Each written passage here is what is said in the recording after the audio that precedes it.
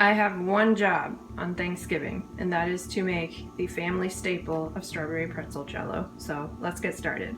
We're gonna start with Utz extra thin pretzels, put them in a Ziploc bag, and crush them. Preheat to 350.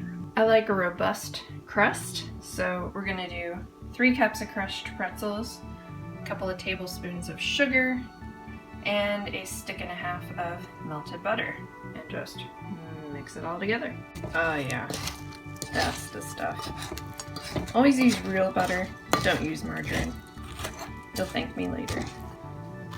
Smash it in the pan with clean hands.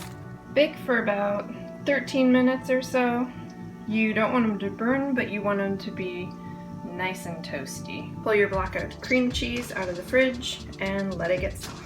Alright, next up you're going to mix your softened cream cheese with 3/4 of a cup of sugar and 1 8-ounce container of thawed whipped topping.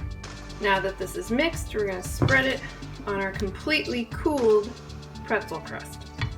Be very careful in spreading this so you don't want to pull up any of the crust. You want to keep the layers nice and defined.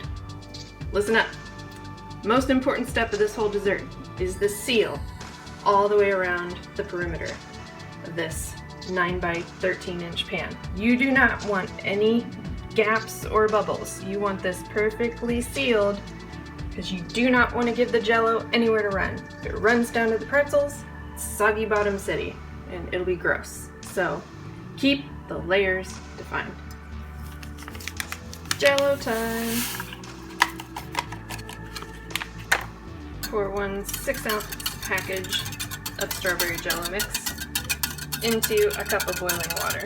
Once it's mixed with the boiling water, you're going to add a cup of ice water and then put it in the fridge and wait for it to get close to setting.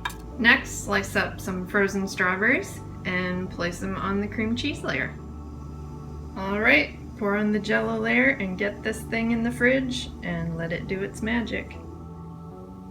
Ah yeah, look at that set. That's the stuff Thanksgiving dreams are made out of. Happy Thanksgiving!